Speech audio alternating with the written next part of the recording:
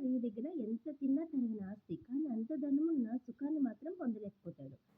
ఇది తెలుసుకున్న వ్యాపారి నౌకరు ఆ వ్యాపారితో, అయ్యా, మీ బాధ నేను చూడలేకుండా ఉన్నాను. ఈ ఊరి చివర ఒక చెట్టు దగ్గర ఒక సాధువు ఉంటాడు. మీరు వెళ్ళి ఆయన్ని కలవండి, మీ బాధ చెప్పుకోండి అని చెప్తాడు. సరే అని చెప్పేసి ఆ వ్యాపారి సాధువు దగ్గరికి వెళ్తాడు. నాది స్వామి, నా దగ్గర చాలా ధనం ఉంది. అయినా కూడా నాకు లైఫ్‌లో తృప్తి లేదు, సుఖం లేదు అని తన బాధని చెప్పుకుంటాడు. ఆ సాధువు 2 నిమిషాలు ఆలోచించి ఆ ధనం మూట తీసుకొని పరుగు లంఘించుకుంటాడు. పరుగో పరుగు ఇంకా. ఇంక దాని వెనక వ్యాపారి కూడా ఆ సాధువు వెనక పరిగెత్తి, పరిగెత్తి, పరిగెత్తి, పరిగెత్తి అలసిపోతాడు. దొంగ, దొంగ, దొంగ అని అరిచినా కూడా ఎవ్వరు పట్టించుకోరు.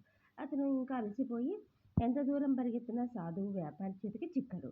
సాయంత్రం అయ్యేసరికి ఇంకా తిరిగి తన ఇంటికి బయలుదేరతాడు. దారిలో సాధువు ఇల్లు వస్తుందనమాట, గుడిసె. ఆ చేరుకోగానే గుడిసె బయట వ్యాపారికి తన ధనం మూట కనిపిస్తుంది. అమ్మయ్య!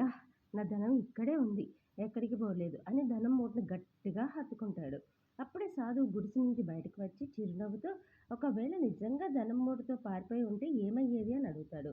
ఏముంది స్వామి, నా సర్వస్వం కోల్పోయేవాణ్ణి అని వ్యాపారి జవాబిస్తాడు. సర్వస్వం పోతే ఏమవుతుంది అని సాధువు అడుగుతాడు. సర్వస్వం పోతే ఇంక సుఖమే ఎక్కడుంటుంది స్వామి అని అంటాడు వ్యాపారి. ఇప్పుడు అర్థమైందా? మన దగ్గర ఉన్న దాంట్లోనే సుఖం ఉంటుంది. దీన్ని బట్టి మనం నేర్చుకునేది ఏంటంటే, మనిషి ఎక్కువ తక్కువ అనేది కాదు, ఏముంటే దానిలో సుఖం అనేది ఉంటుంది అని. దానికోసం అనవసరపు పరుగులు తీయడం వృధా, మూర్ఖత్వం అని చెప్పేసి సాధువు చెప్తారనమాట.